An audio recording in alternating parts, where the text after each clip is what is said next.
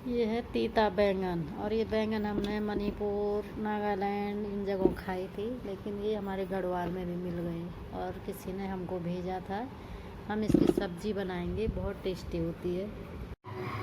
ये हमारा तेल गरम हो गया है, इसमें मैं तेज पत्ता और जख्या डाल कर जीरा, और ये है प्याज, टमाटर, हरी मिर्च और ये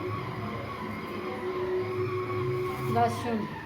और ये तीता बैंगन दिखाया था मैंने आपको, काट के रखा है। इसमें डालेंगे हम प्याज,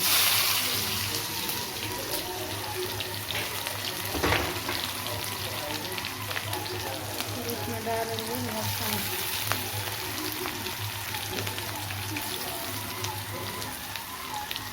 हमारा आटा गूँथा जा रहा है, ये 3 मिनट में ये आटा तैयार। और ये है हल्दी, धनिया, लाल मिर्च पाउडर।